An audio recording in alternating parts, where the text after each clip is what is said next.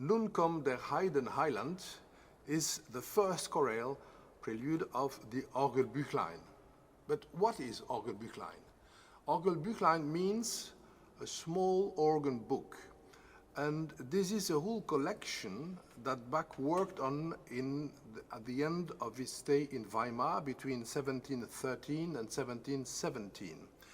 This collection contains 45 chorale preludes, and they are almost all masterpieces, but very short.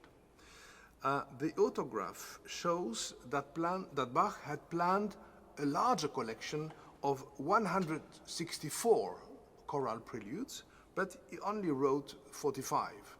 We don't know exactly why, possibly because with the 45 he had done what he wanted to do, which was to show how to treat these chorales in a short way, very condensed way. Some chorales may have been written before, and later in Leipzig, Bach worked again and added one chorale and brought a few corrections. But we can really say this is a collection of pieces composed in Weimar, where he was organist and Kapellmeister. What did Bach intend to do with this collection? It was certainly a sort of introduction for beginners at the organ, and it's very remarkable that all these 45 chorales have an independent pedal part. So it was certainly a way to learn how to practice pedal in different ways, continuo, solo, cantus firmus, many different ways. And I remember when I was a young organist, I played a lot of these chorales from the beginning, from my very first year as an organist, because it's a sort of a perfect method to learn how to play well organ. But it's much more than that. It's certainly also, as always with Bach when he makes a collection of pieces, it's also an introduction about composition. So it's also a way to show how could you do if you improvise or if you compose yourself. And a third element is probably it's also an introduction to his own spiritual world. And we will see alongside this collection that very often Bach proposes not only a musical solution to how to put a chorale in music, but also he proposes his own reading of the chorale and of the text of this chorale.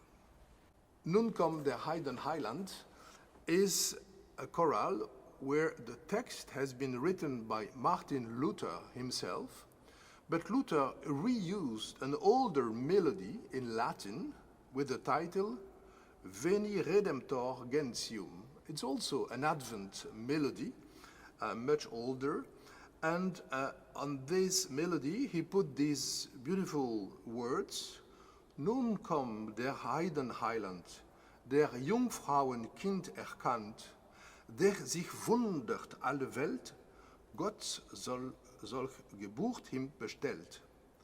Now come, Savior of the Gentiles, recognized as the child of the Virgin, so that the whole world is amazed, God ordered such a birth for him. It's a melody that Bach has used a lot in his life, in organ preludes and also in cantatas. Quite often it was treated in a different way.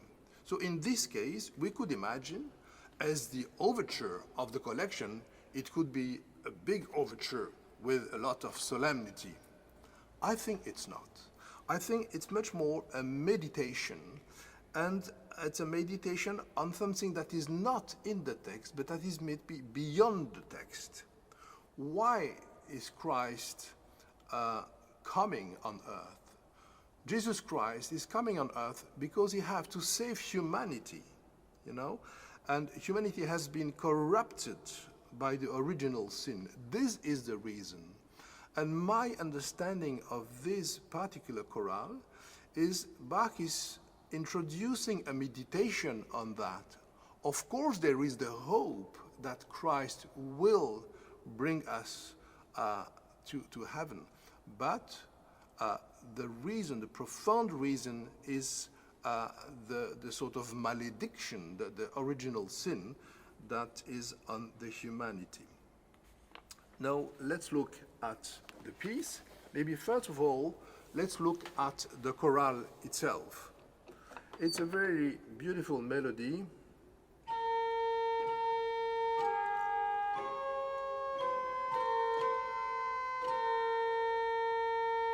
And so on. And the very beginning could be just a chord. There is an harmonized version for 4 voices of this chorale, which is very simple.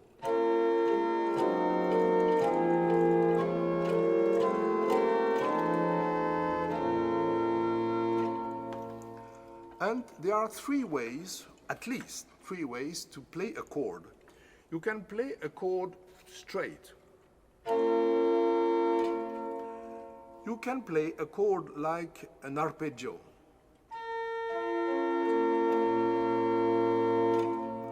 Or, and the French composers use that a lot, you can play the chord as a broken chord, an accord brisé, as Louis Couperin, for example, was speaking and composing.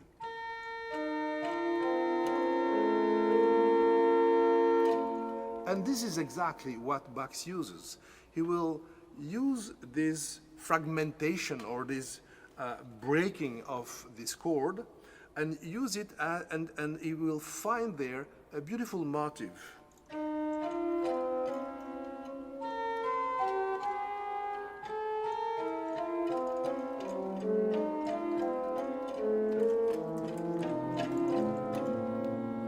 And you see these 4 notes are used and used and used, and this is absolutely typical of the whole Orgelbüchlein. Most chorales of this collection are composed that way, using 1 or 2, sometimes 3 main motifs, and this is what gives the coherence and also the effect to each chorale prelude.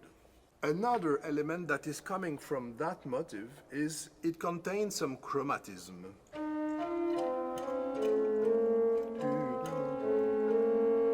And look when this chromatism is amplified.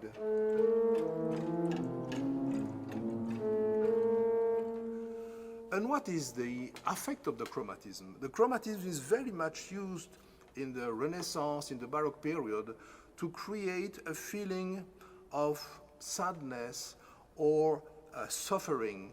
And there is something very intimate that goes with that. It's the complete opposite of joy. And this is also one of the reasons I will prefer to use an intimate registration instead of an organo pleno, which is not impossible, as you will hear. The pedal part is also very interesting. Look at this.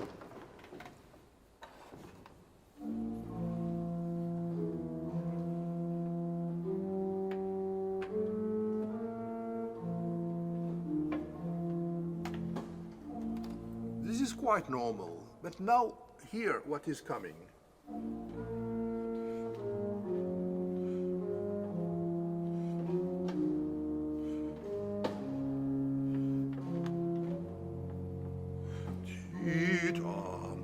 This seventh, this interval, is also a little bit like the chromatism, creating a very special feeling. And it's very interesting that Bach is using exactly the same kind of interval in another chorale, which is called Durch Adamsfall. In Durch Adamsfall, is the pedal really based on those intervals.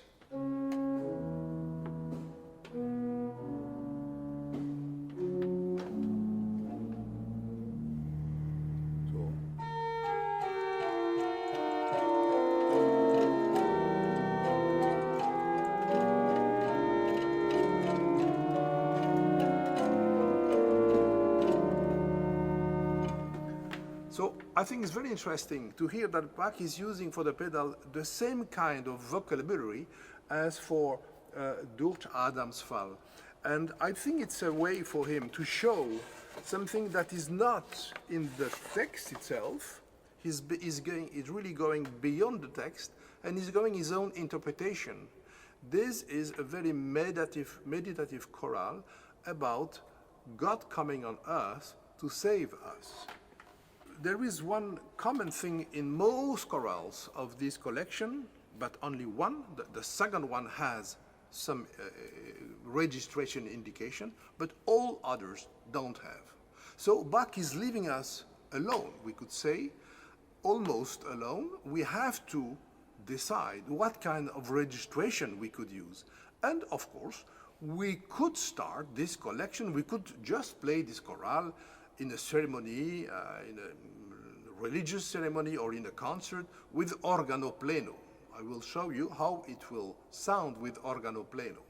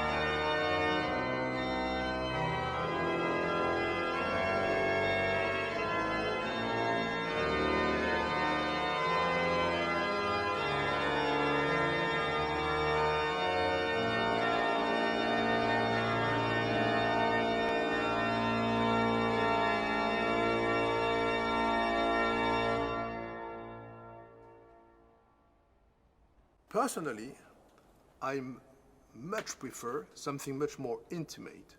And one possibility is using just the principle, which is a sort of basic sound of the organ. We have a principle on almost all the organs in Germany at that time, and with the same, the sub-bass and the octave at the pedal. So we have a 16-foot bass, and this gives this beautiful sound.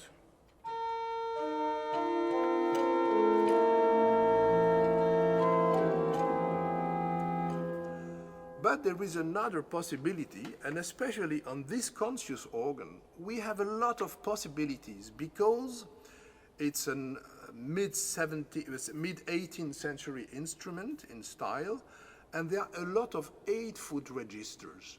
And we know Bach loved those registers. They were very common in central Germany. And Contius has built this organ with a lot of 8-foot. For example, on the second manual, on the Oberwerk, I have 3 8-foot, the Gedacht 8, Quinta Turner 8, and Viola di Gamba. And just listen of the sound coming out of the sort of synthesis of these 3 stops.